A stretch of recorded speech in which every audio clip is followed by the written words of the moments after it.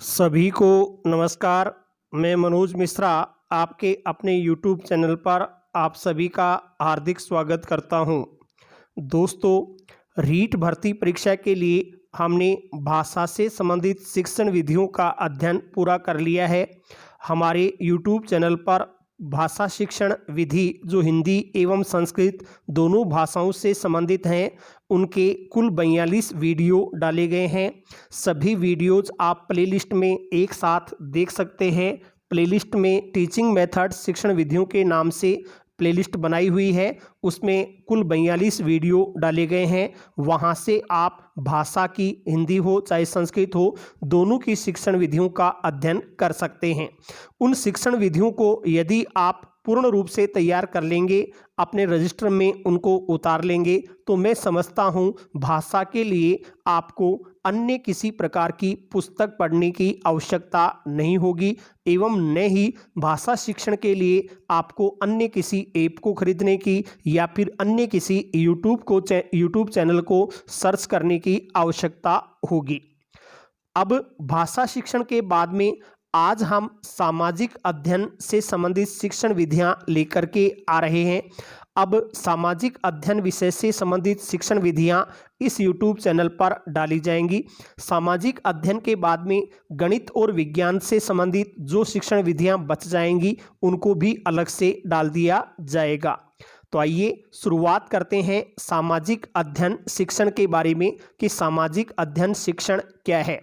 देखिए, ऐसा शिक्षण या ऐसा विषय जिसमें समाज के बारे में अध्ययन किया जाता है कि मानव समाज में रहता है, समाज में मानव का क्या संबंध है या समाज का मानव के साथ क्या संबंध है। तो जहाँ पर मानव के सामाजिक रिश्तों का अध्ययन किया जाता है, वही सामाजिक अध्ययन विषय के नाम से जाना जाता है।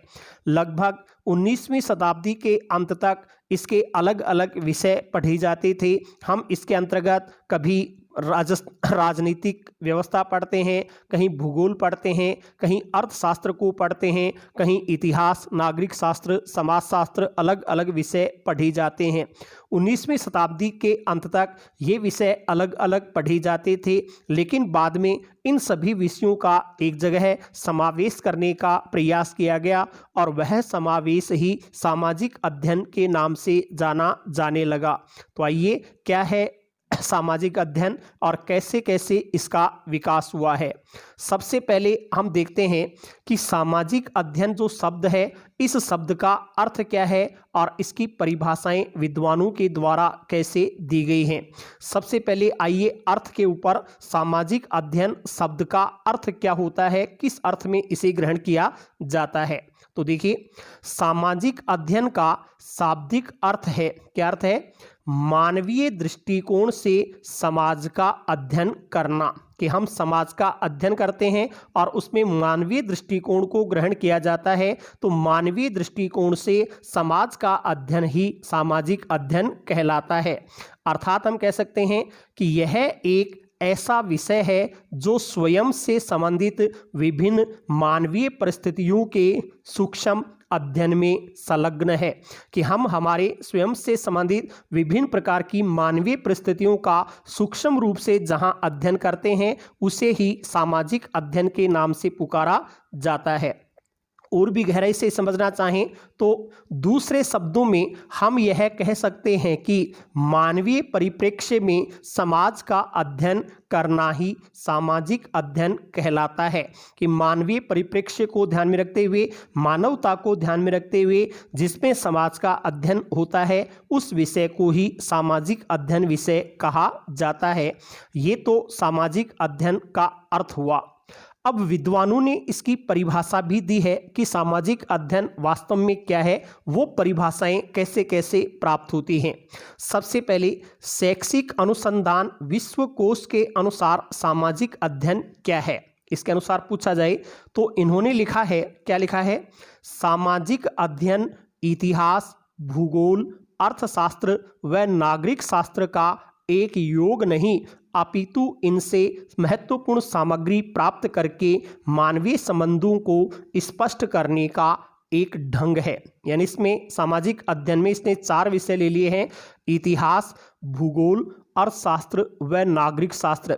इनको एक करना, एक ही नहीं करना अपितु इनसे मुख्य मुख्य सामग्री प्राप्त करते हैं और मानवीय दृष्टिकोण को ध्यान में रखते हुए उनका अध्ययन किया जाता है, वही सामाजिक अध्ययन है। यह परिभाषा किसने दी है? शैक्षिक अनुसंधान विश्वकोश की।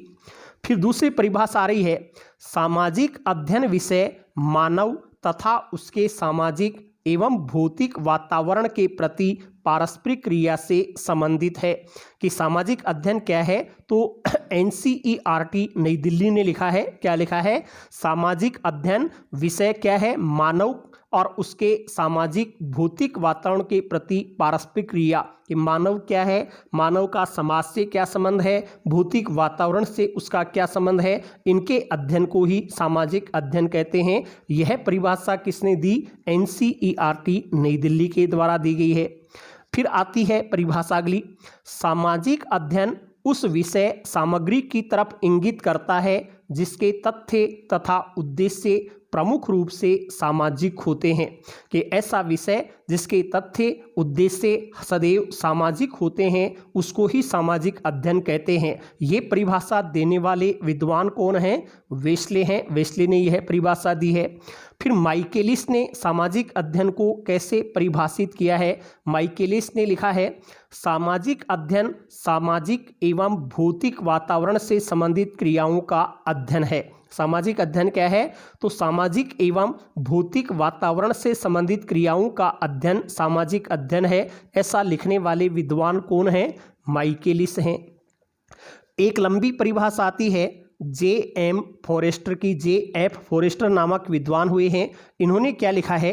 देखिए, इन्होंने बहुत सी बातों का समावेश कर दिया है सामाजिक अध्ययन में। सामाजिक अध्ययन जैसा कि इसके नाम से ही स्पष्ट है, समाज का अध्ययन है। सामाजिक अध्ययन का अर्थ निकल रहा है समाज का अध्ययन, और इसका मुख्य उद्देश्य विद्यार्थियों के उस संसार को समझने में सहायता प्रदान करना है जिसमें उन्हें रहना है, ताकि वे उसके उत्तरदायी सदस्य बन सकें। इसका ध्येय विवेचनात्मक चिंतन तथा सामाजिक परिवर्तन की तत्परता को प्रोत्साहित करना, सामान्य कल्याण के लिए कार्य करने की आदत को विकसित करना, दूसरी संस्कृतियों के प्रति प्रशंसात्मक दृष्टिकोण रखना तथा यह अनुभव करना है कि सभी मानव तथा राष्ट्र एक दूसरे पर आश्रित हैं। इस प्रकार का अध्ययन जिसमें किया जाता है उसी को हम सामाजिक अध्ययन कहते हैं। ये परिभाषा देने वाले विद्वान कौन हैं? JF Forrester. जिसमें कई बातें आ गई हैं कि सामाजिक अध्ययन समाज का अध्ययन है, विद्यार्थियों को दूसरे संसार को समझने में ये सहायता प्रदान करता है, इससे खुद विद्यार्थी भी एक उत्तरदायी नागरिक, उत्तरदायी सदस्य बनने का प्रयास करते हैं। इसमें विवेचनात्मक चिंतन किया जाता है, सामाजिक परिवर्तन कैसे कैसे हुआ उसको समझने के लिए प्रोत्साहित किया जाता है। हम सामाजिक कल्याण के कार्य कैसे कर सकते हैं, सामाजिक कल्याण के कार्य करने की आदत भी बच्चों में डाली जाती है। और हमारी संस्कृति के साथ साथ दूसरी जो संस्कृतियां हैं उनका भी हम सम्मान करना सीखें, उनको भी अच्छी नज़र से देखें, और सभी मानव, सभी राष्ट्र एक हैं, वसुधैव कुटुंबकम की भावना भी विकसित हो सकती है। यही सामाजिक अध्ययन है, ऐसा JF फॉरेस्टर ने लिखा है। तो ये तो हुआ सामाजिक अध्ययन का अर्थ और उसकी परिभाषाएं। अब हम बढ़ेंगे इसके इतिहास की ओर कि ये सामाजिक अध्ययन पहले किस रूप में पढ़ा जाता था और सामाजिक अध्ययन नाम कब इसे प्राप्त हुआ। तो देखिए इसके बारे में क्या उल्लेख मिलते हैं। 19वीं शताब्दी के अंत तक सामाजिक विषय के अंतर्गत आने वाले विषयों, कौन से विषय आते हैं? भूगोल, इतिहास, नागरिक शास्त्र, अर्थशास्त्र, समाजशास्त्र, ये जितने भी विषय हैं इनका सभी का अध्ययन अलग अलग किया जाता था। 19वीं शताब्दी तक यदि हम बात करें तो ये जितने भी सामाजिक अध्ययन के आज के विषय हैं ये सभी अलग अलग विषय के रूप में पढ़े जाते थे। इनको सामाजिक अध्ययन नाम नहीं दिया गया था। भूगोल अलग विषय था, इतिहास अलग विषय था, समाजशास्त्र, नागरिक शास्त्र, ये सभी अलग अलग पढ़े जाती थी। फिर क्या हुआ? 20वीं शताब्दी के आरंभ में 20वीं शताब्दी का आरंभ 1900 से शुरू हो जाता है। तो 20वीं शताब्दी के आरंभ में सर्वप्रथम जॉन ड्यूवी ने जीवन को शिक्षा का माध्यम बनाने पर बल दिया।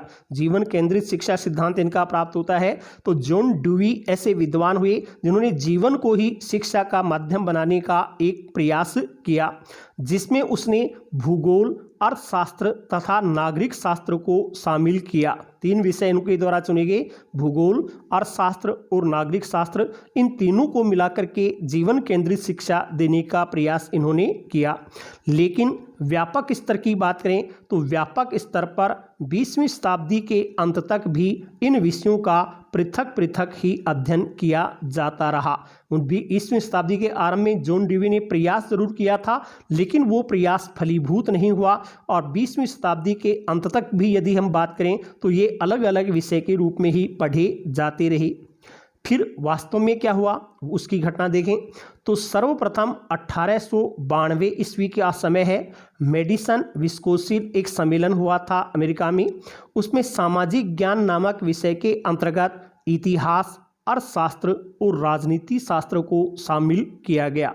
जॉन ड्यूवी ने तो भूगोल, अर्थशास्त्र और नागरिक शास्त्र को एक जगह करने का प्रयास किया था और 1892 के मेडिसन विस्कोसिन जो सम्मेलन हुआ, उस सम्मेलन में कौन कौन से विषयों को एक जगह शामिल करने का प्रयास किया, वो विषय है इतिहास, अर्थशास्त्र और राजनीति शास्त्र। इनको एक जगह मिलाने का प्रयास हुआ।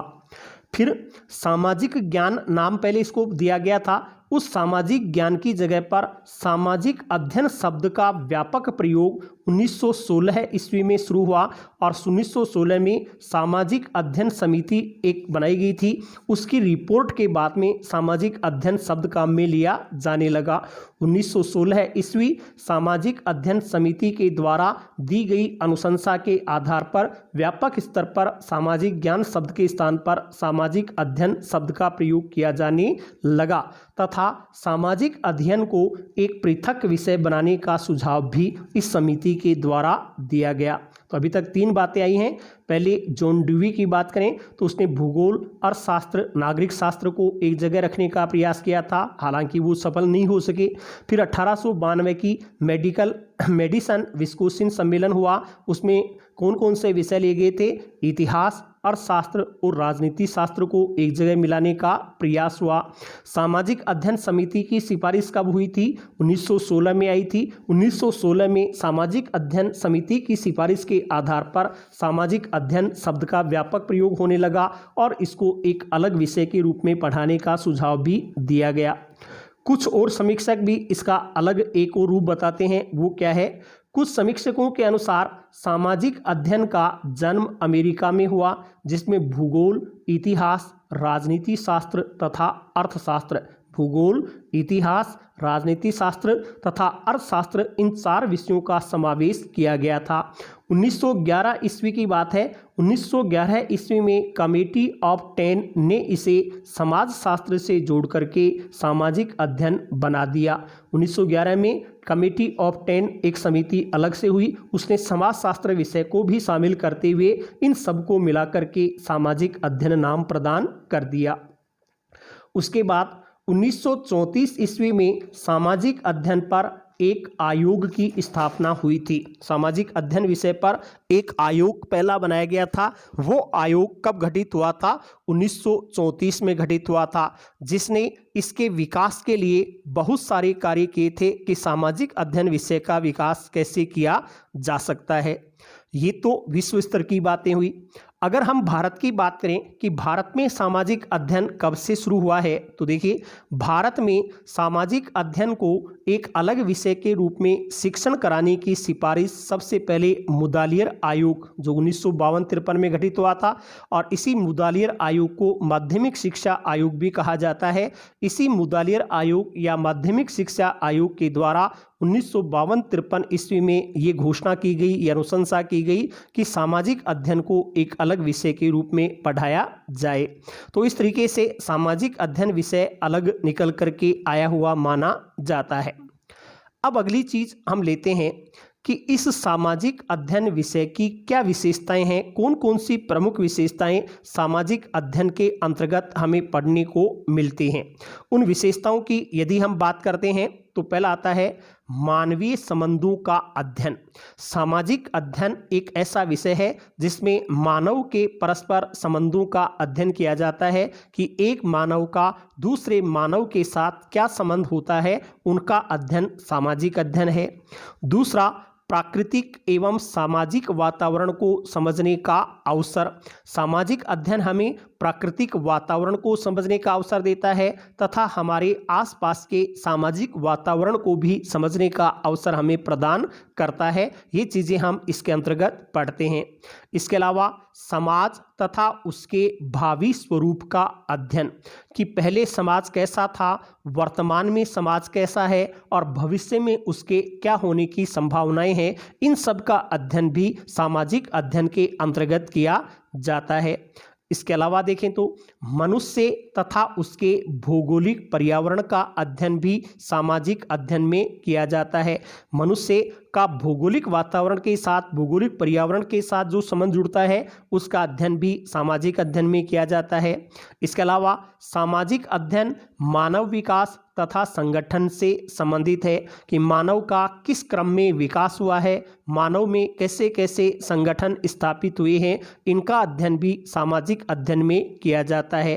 फिर यह लोकतंत्र की सफलता के लिए आवश्यक है। आज हमारा लोकतंत्र विकसित अवस्था में जा रहा है। लोकतंत्र की सफलता के लिए समाज का अध्ययन अति आवश्यक है, इसलिए सामाजिक अध्ययन लोकतंत्र की सफलता में भी अपना योगदान दे रहा है।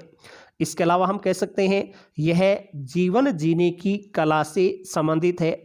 यदि हम समाज के बारे में सभी बातें अच्छी तरह से जान जाएंगे तो हमें वास्तविक जीवन का आनंद प्राप्त होगा कि जीवन को कला की तरह कैसे जिया जा सकता है। इसके अलावा सामाजिक अध्ययन को देखें तो यह मानव जीवन में रहन सहन के ढंगों, मूलभूत आवश्यकताओं, क्रियाओं एवं संस्थाओं के ज्ञान से संबंधित है। अर्थात इसमें मानव के बहुआयामी क्रियाकलापों का अध्ययन किया जाता है। मानव के जितने भी कार्य हैं, सभी प्रकार के कार्यों का, सभी विशेषताओं का इसमें हम अध्ययन कर सकते हैं। उसके रहन सहन का ढंग क्या है, मानव की मूलभूत आवश्यकताएं, रोटी कपड़ा मकान जैसी आवश्यकताएं हैं, वो आवश्यकताएं क्या हैं, अन्य वो क्या कार्य करता है, मानवीय संस्थाओं से उसका संबंध क्या है, इन सब का अध्ययन सामाजिक अध्ययन में होता है। फिर सामाजिक विज्ञान एक सैद्धांतिक विषय के रूप में भी कार्य करता है। सामाजिक में हम सैद्धांतिक बातों का अध्ययन भी करते हैं। फिर सामाजिक विज्ञान में विषयों के विभाजन की कठोरता को समाप्त करके ज्ञान की सापेक्षता पर बल दिया जाता है। देखिए, यहाँ जो विज्ञान शब्द है उसकी जगह पर हम अध्ययन शब्द का प्रयोग भी कर सकते हैं। सामाजिक अध्ययन एक ऐसा विषय है जिसमें विषयों का जो विभाजन है कि इतिहास अलग है, भूगोल अलग है, नागरिक शास्त्र अलग है, इनकी कठोरता को अब समाप्त किया जा रहा है और केवल ज्ञान की सापेक्षता पर बल दिया जाता है कि कैसे इनका समायोजन करके एकत्र ज्ञान प्राप्त कर सकते हैं। इसके अलावा हम देखें तो सामाजिक अध्ययन में मानव के विकास का अध्ययन समाज की इकाई के रूप में किया जाता है। ये इसकी कुछ प्रमुख विशेषताएं हैं। इन विशेषताओं के आधार पर जो प्रश्न बनेगा उसमें से 4 कथन में 4 टॉपिक लिख दिए गए और पूछा गया कि निम्न में से कौन सी सामाजिक अध्ययन की विशेषता है या कौन सी सामाजिक अध्ययन की विशेषता नहीं है। इस तरीके के प्रश्न इसमें से किए जा सकते हैं। तो जो विशेषताएं प्राप्त हो रही हैं उनको हम यहाँ देख रहे हैं। फिर अगली चीज पूछी जा सकती है कि सामाजिक विज्ञान की प्रकृति कैसी है। कुछ लोग कहते हैं कि सामाजिक विज्ञान एक कला है, कुछ कहते हैं सामाजिक विज्ञान एक विज्ञान है, कुछ कहते हैं सामाजिक अध्ययन विज्ञान और कला दोनों है। अब इनमें से किस बात को हम सही माने, तो देखिए अलग अलग विद्वानों के अलग अलग मत हैं।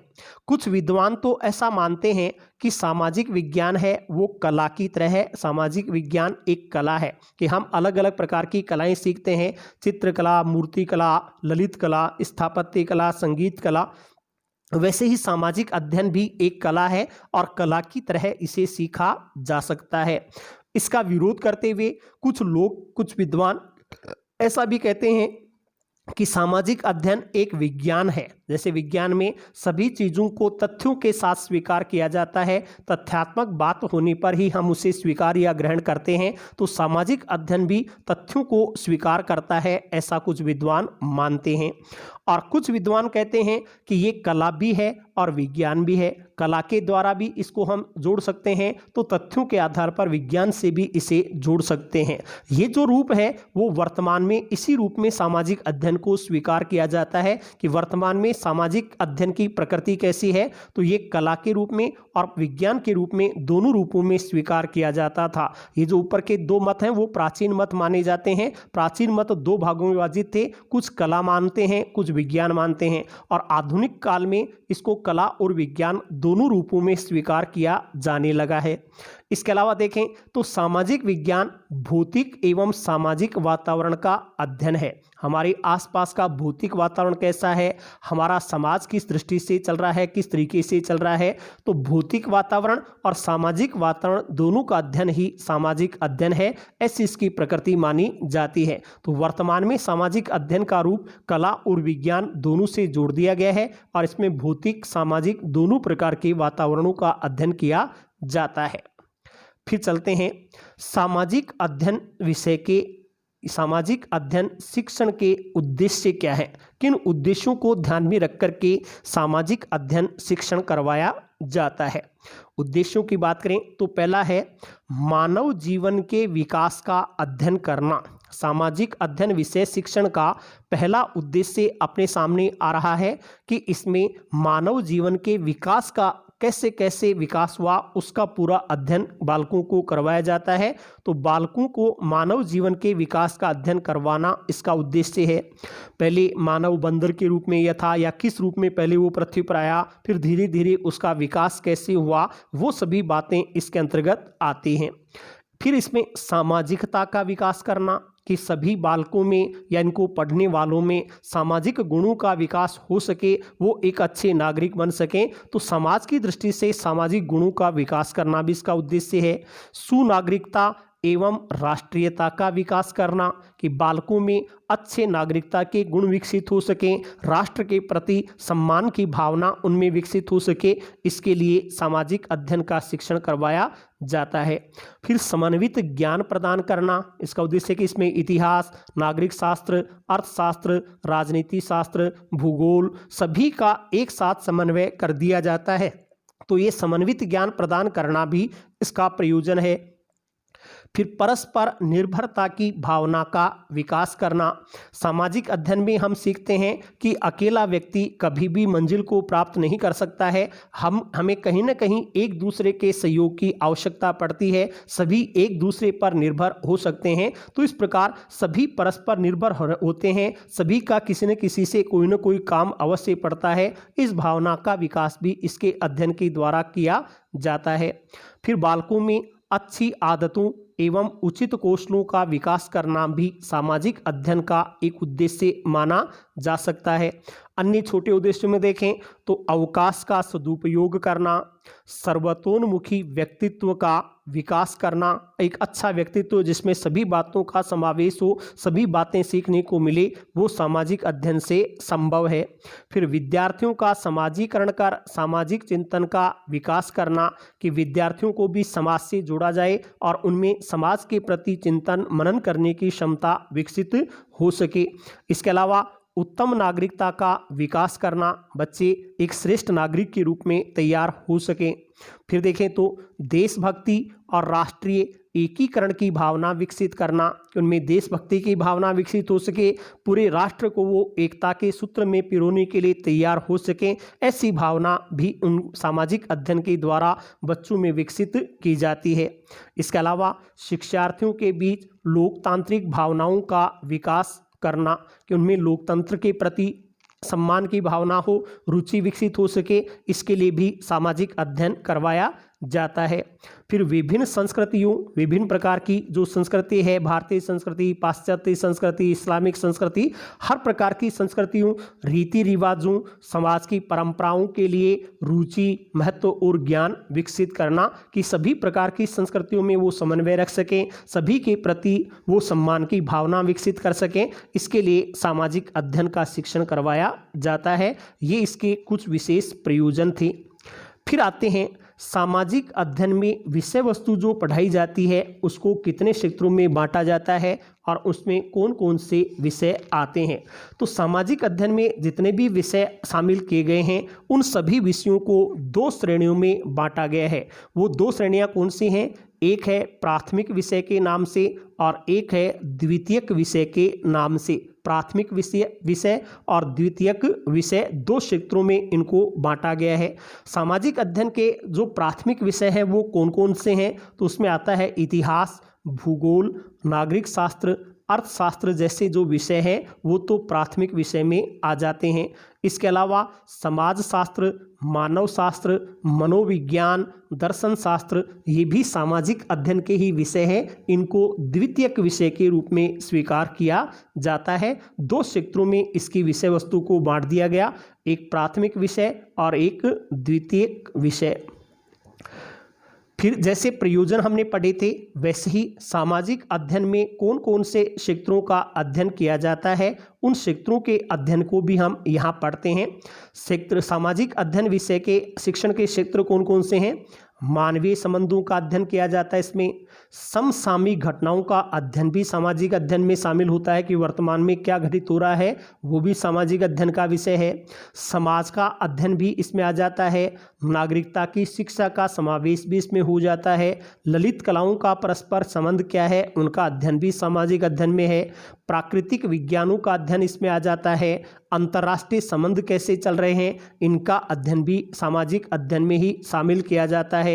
फिर अंतर सांस्कृतिक अध्ययन कि एक संस्कृति का दूसरे संस्कृति से क्या संबंध हो सकता है, क्या संबंध था, इनका अध्ययन भी सामाजिक अध्ययन में किया जाता है।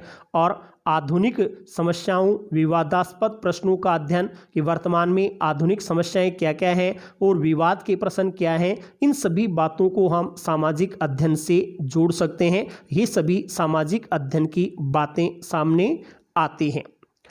फिर चलते हैं, हम सामाजिक अध्ययन विषय पढ़ते हैं तो विद्यालय में इसके साथ अन्य विषयों का अध्ययन भी किया जाता है। सामाजिक अध्ययन विषय को अन्य विषयों से कैसे जोड़ा जा सकता है, किस प्रकार से इनको परस्पर संबंधित किया जा सकता है, समवाय विधि, साहचर्य विधि से हम सामाजिक अध्ययन को कैसे जोड़ सकते हैं। तो अन्य विषयों का भी सामाजिक अध्ययन से संबंध जुड़ता है। पहले देखें भाषा के साथ सामाजिक अध्ययन का संबंध कैसे जुड़ता है। तो देखिए, भाषा साहित्य से संबंधित विषय है और साहित्य के समाज के साथ घनिष्ठ संबंध होता है। साहित्य का है वो समाज के साथ में घनिष्ठ संबंध होता है। भाषा है वो साहित्य संबंधित है और साहित्य समाज से संबंधित है। तो जितने भी हम निबंध, नाटक, कहानी, उपन्यास, कविता इत्यादि साहित्य के स्रोत हैं जिसके माध्यम से समाज के विभिन्न विषयों को पढ़ाया जा सकता है।